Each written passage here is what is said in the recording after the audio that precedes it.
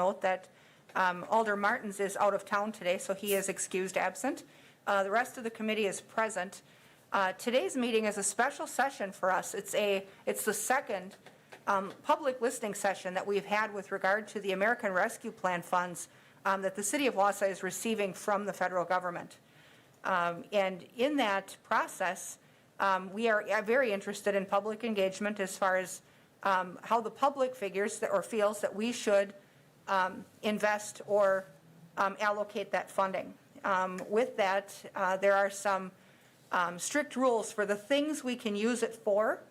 And so just for a quick presentation or an overview on the ARPA funds and where we're at with it to date, I'm going to defer over to Mary Ann Grote, our finance director, and then to Mayor Rosenberg. And after their comments, we will then accept public input. All right, we're switching it up. I'm going to go first. So really exciting. We don't often get to talk about all kinds of extra money that we get to spend, but we do that now. So Wausau has about $15.6 million in American Recovery funds that were allocated to us from the federal government.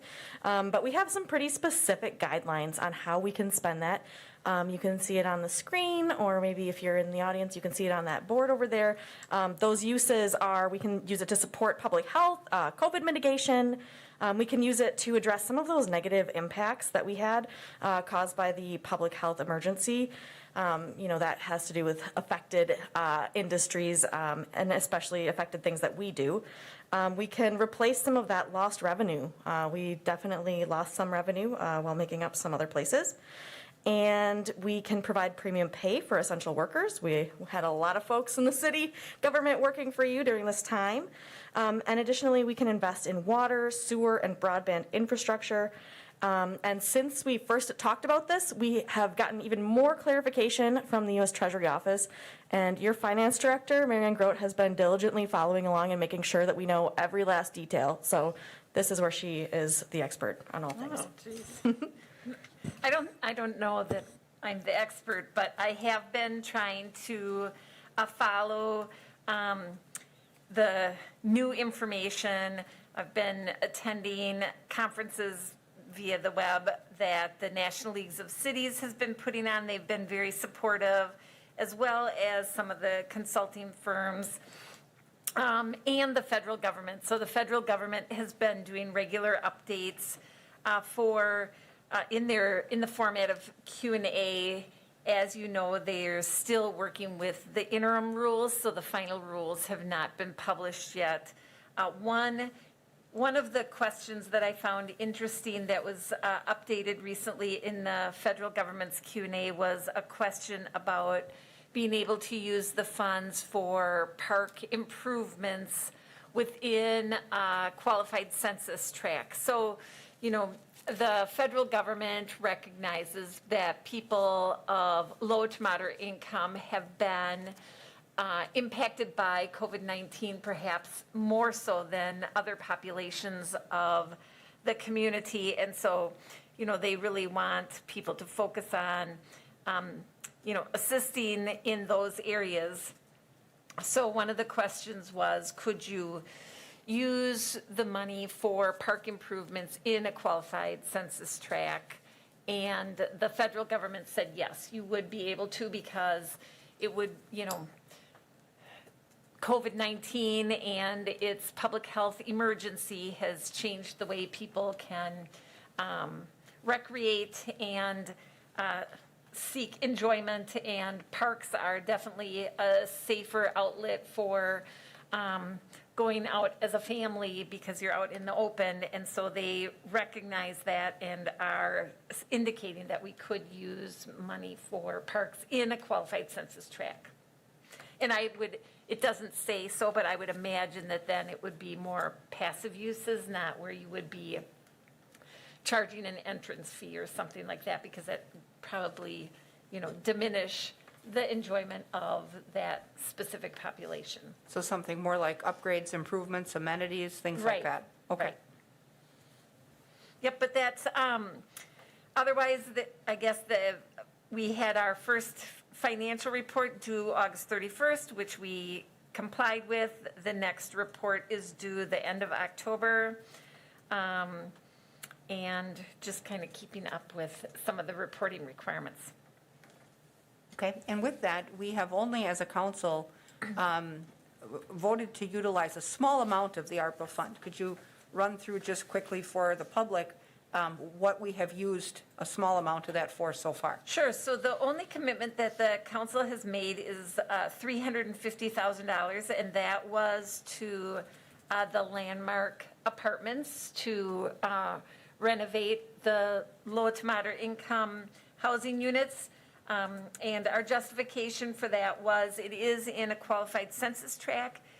Those facilities are considered, in a blighted situation, and so it was going to improve the living conditions, and they were increasing the number of low to moderate income units. So our justification was basically three-pronged.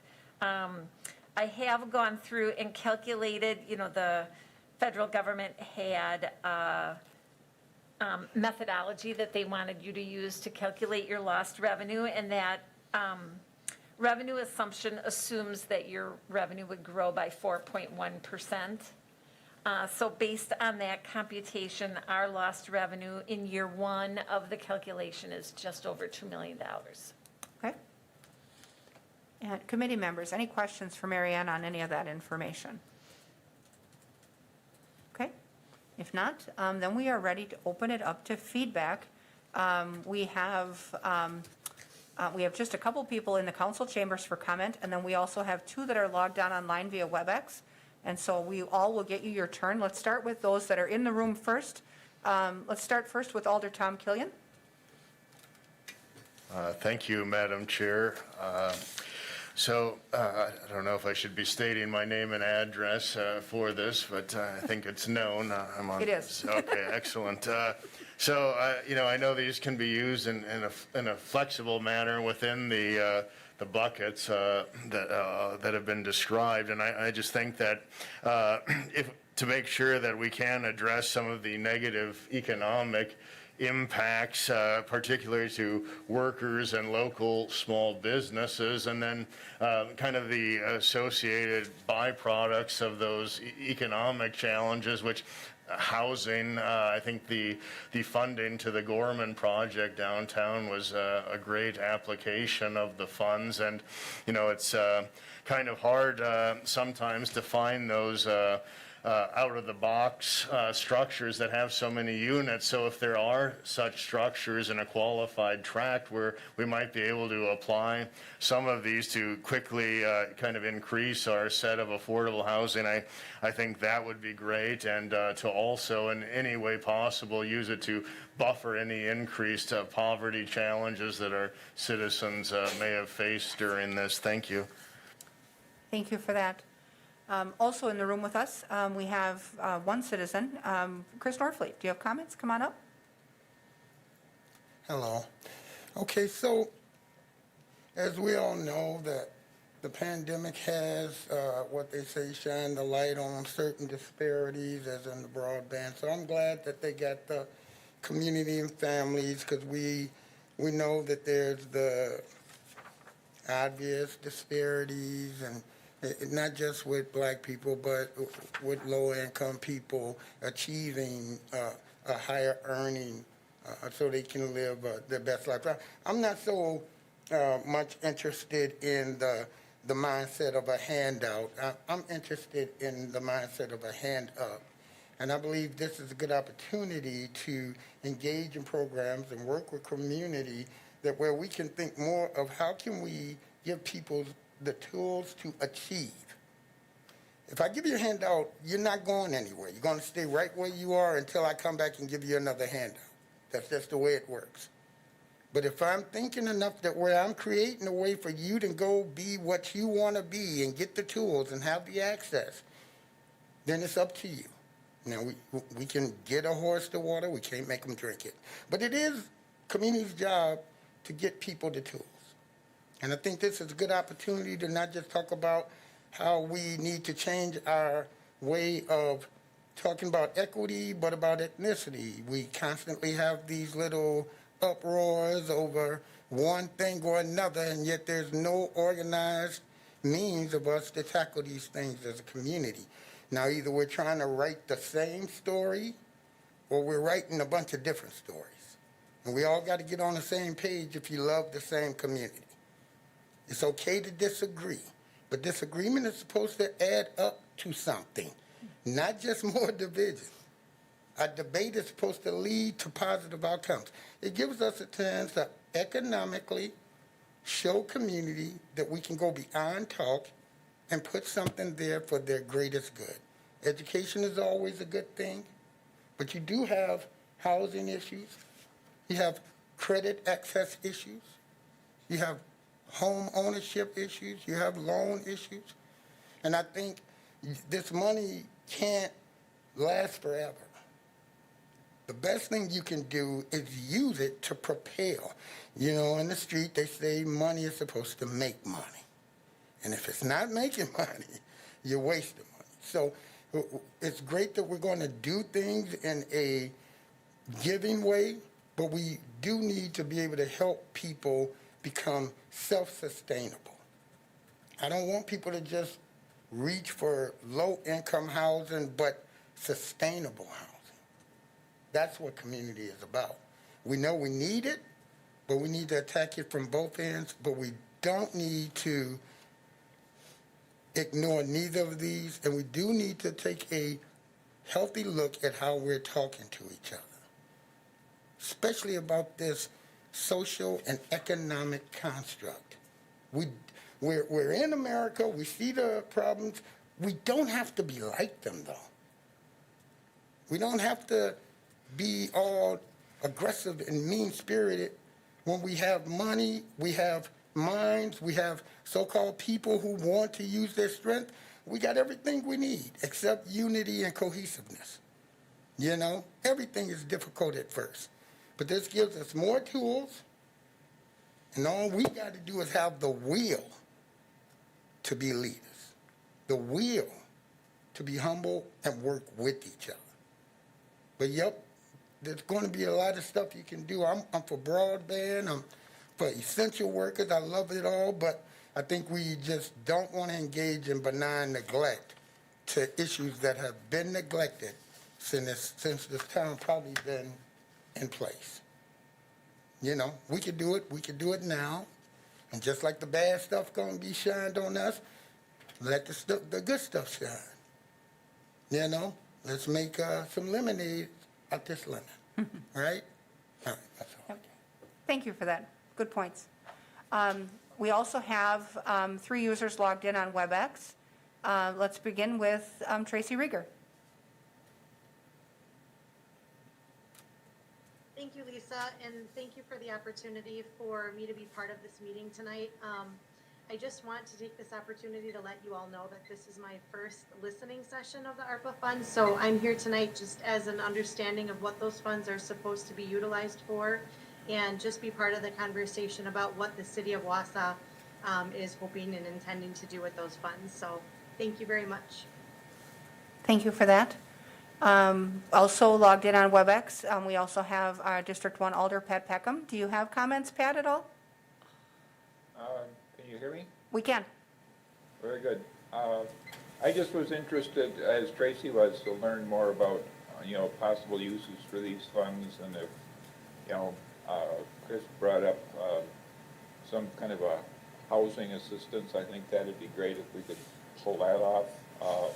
And I'm hoping to learn more about the various uses that we can do these things for and improve the city for its residents. Excellent. We have one more WebEx user, and we don't have that person by name, but the user who's logged in, whose cell phone number ends in 38 with a 608 area code. Do you have public comment to offer this evening?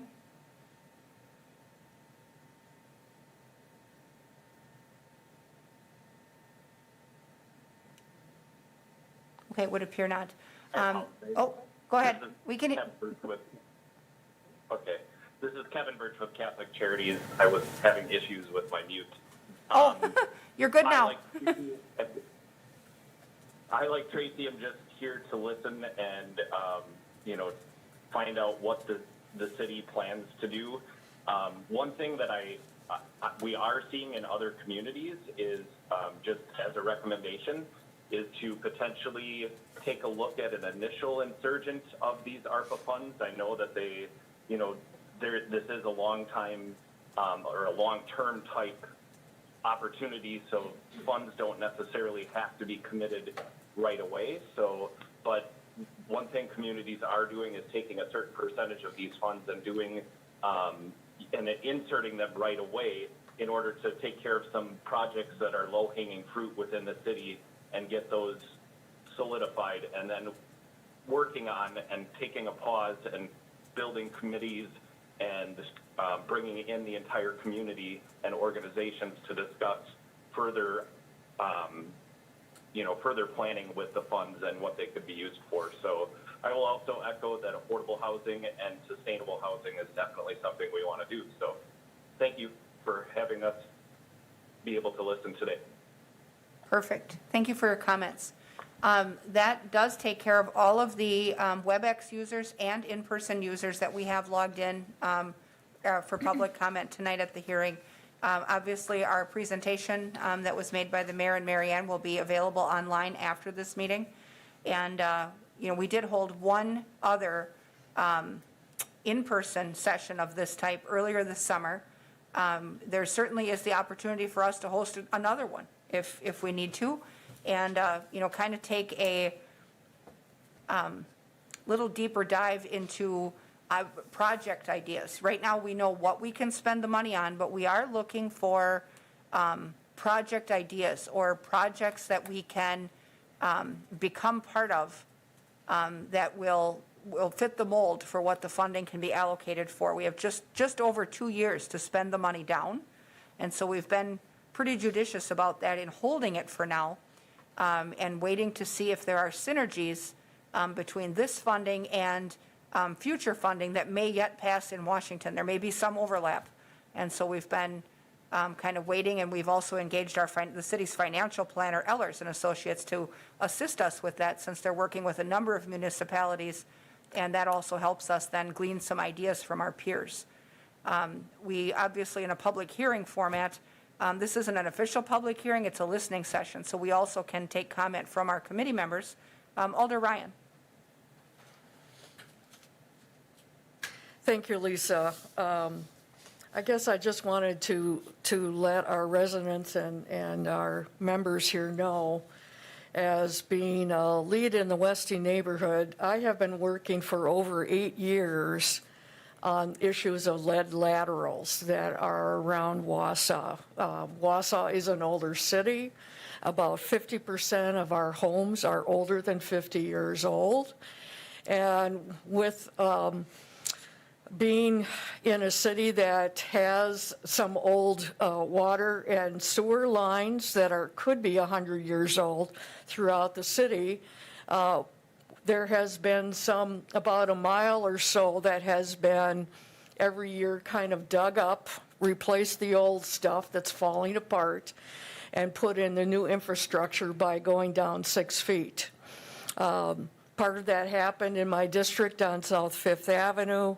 Some of it has been going on over the years on Kickbush, on 2nd Avenue, on 3rd Avenue, over on Kent Street, I believe on Lakeview, as well as other parts of the city. With that, the old structure, though, some of that is like clay pipes on the sewer side. And so eventually, that's no longer the standard. And when you have a backup, and with the clay, the roots can get through from the boulevard, or other trees on your property can get in and get into those sewers lines. And then a lot of it is buried in your basement. We also have the issue of the lead laterals that Flint, for over a decade now, in Lower Michigan, where I grew up in Upper Michigan, but I'm a native Michigander, they're still dealing throughout the city with bad decisions they made, and it's affecting every single household because of the poor decisions they made, and even on the newer homes. As part of the Water Commission, there has been some funding that we received on a federal level that comes to the state and then has been contracted to the city. So we have been averaging about 100 lead laterals, and to explain, the lead lateral is from where the shutoff is at the boulevard, and the line that goes about 6 feet under into your home and to the shutoff on inside your home. So it's only this one section that is technically the homeowner's responsibility, but it's also a big project. Not everybody has money to be able to afford that. Over the last year, the grant has gone from $2,000, which was not sufficient, up to $5,000. And I think within our little community and suburb area, we have the largest grant compared to other communities. But depending on what you're going through, and if you're dealing with granite or that you're farther back on the lot, that there's more of a cost per foot in order to get there. What has happened, though, with the Water Commission, they upped the grant a year ago to $5,000. On an average, that is covering the cost for those lead laterals that are being done. But we are doing 100, and there's an estimate of 9,200 in the city. So if we continue at 100 per year, we are talking 92 years before we get it out of the city. Now, this is affecting older homes, not newer homes. And so, but it also can be affecting schools, it can be affecting plants, it can be affecting small businesses that are older. So one way or the other, you are probably doing some business, whether not at home or not, but with a business that may have these issues. So for me, and in talking to a couple of the commission members, and I've gotten the word out in my community, we need to get the lead out of Wausau. We have the opportunity with these federal funds to use the funds wisely, and that we may never have this opportunity again. And with the lead water issue, and it being discussed in the newsletters, is that you should be not letting your water sit, but if it is sitting for a period of time before you use water for cooking or drinking, you should let the water run for 2 to 3 minutes so to get that lead possibility out, and don't be drinking that. So I am hoping that we could use this as a major focus, and part of what President Biden has been saying is, yes, this is part of what he's looking for. And I understand it's not affecting every house, but I think when you look at your daily activities, there may be somewhere along the line that it's affected.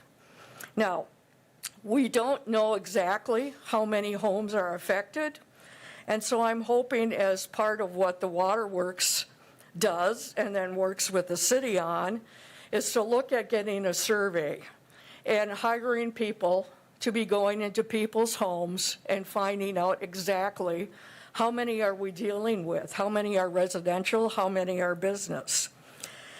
And then the other issue with this grant funding, and grant funding is free funding. There is no, up to the $5,000, and the way the processes work, there's some paperwork involved. You decide on your plumber, and your plumber will give you an estimate. Last year I happened to have mine done, and on my 101-year-old home. But as a caveat of having this funding, the rest of your plumbing in your house has to be lead-free. And until you actually have someone look at it, we don't know what that is. Now, it happens on my home. I could see it was copper, which is great and really considered one of the best things. But in order to really look at negative economic impact, what do we do with landlords that own property? Are we going to be neglecting those properties for landlords that said, I can't afford to do this, especially if I have to upgrade my plumbing? So I'm hoping that we can set aside money as a revolving fund to encourage those landlords to upgrade the plumbing so we can get the lead out totally within the city. Okay. Now, cost-wise, I don't know how much this is going to go for. I mean, we do have 15 million. I'm not saying we should do all of it, but I'm saying Green Bay has gotten rid of lead laterals in the last year, and they, as a community, are totally lead-free. That is a fantastic goal for us to aspire to as well. I want you to be aware of it, and that hopefully with more education, we can get the word out on it. The other point I wanted to make, too, is about on the sewer lines, too. A lot of the sewer lines are older, and it happened in my community about 10 years ago in the middle of winter when it was 25 below.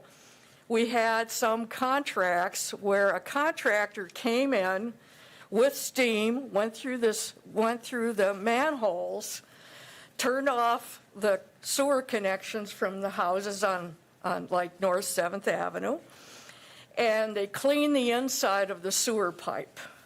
They put in some type of material that ended up becoming fused in the inside, so to totally repair the sewer line in the street without having to dig up the road. Now, this is better technology. It's probably more expensive, but within the Biden administration, part of it is there's no money to digging up the road. So I can see this as happening as well. The other point I wanted to make is about other affordable housing. I happened to be on a tour a couple months ago. Tom Killian joined me, as well as some other people in the community. And I also took a tour again yesterday at the dorm housing on South 7th Avenue in Garfield that is now being breaking its ties with the university, and that Marathon County will end up having it back in their possession with no purpose becoming January 1st.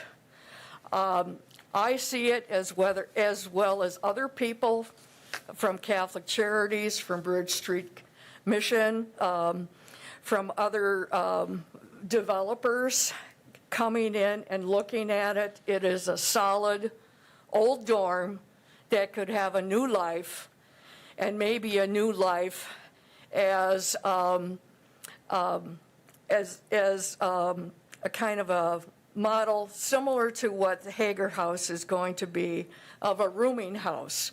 And we're very excited about the property. The property is solid, and it is something worth keeping. The Worley Park neighborhood would like to see it.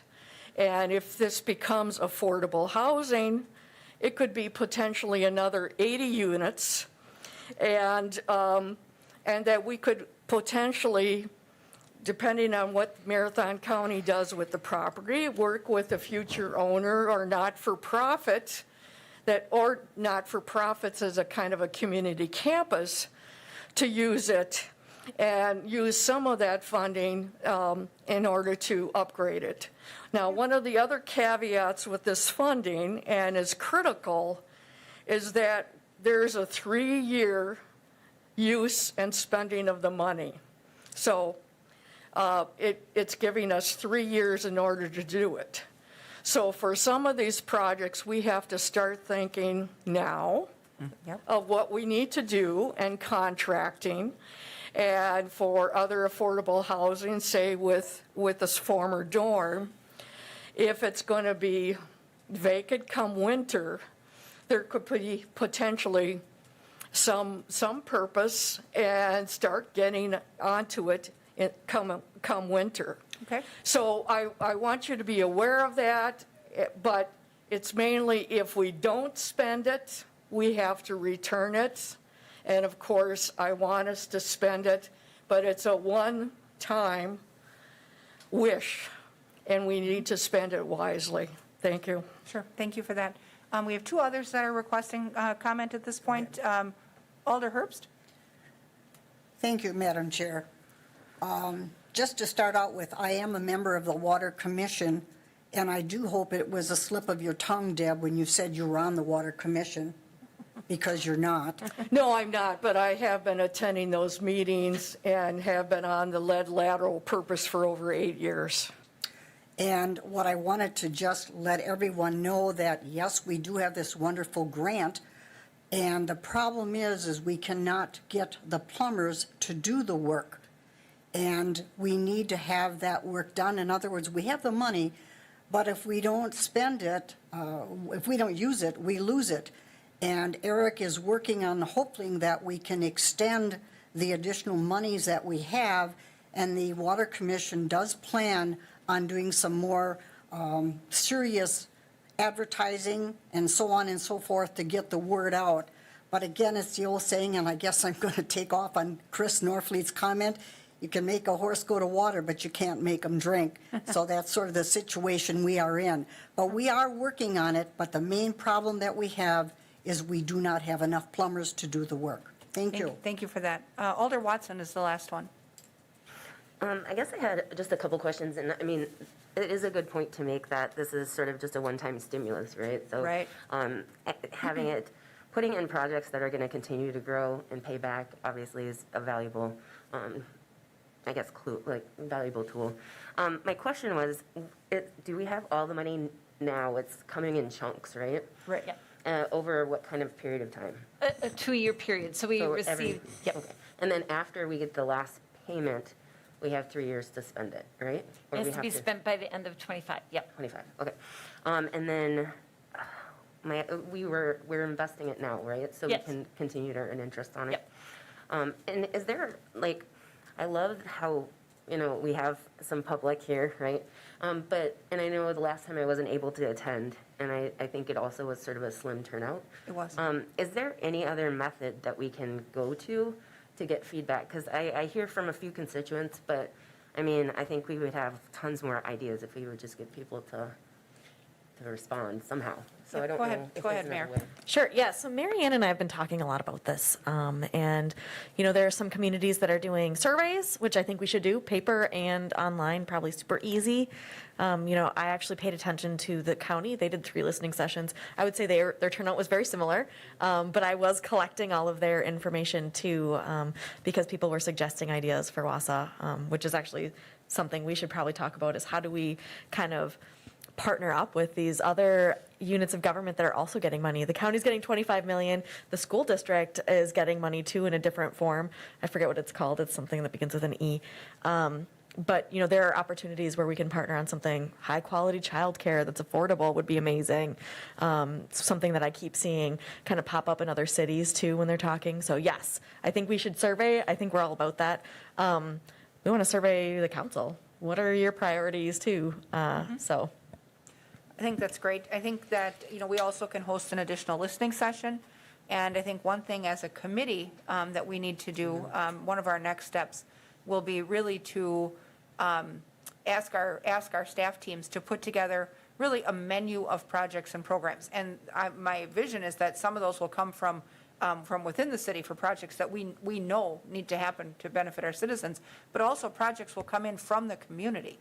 And so, whether there are nonprofit groups, whether there are, citizen groups that have ideas along this same line, within the confines of, what we can spend the money on, that we can really create a menu of projects and maybe even diversify the use of that funds so that we can do, a number of things. And, one big project would be great. I mean, let's say we wanted to replace every lead lateral in town. Hopefully, they don't all cost $5,000. If they did, we would need $45 million. So, we have $15 million.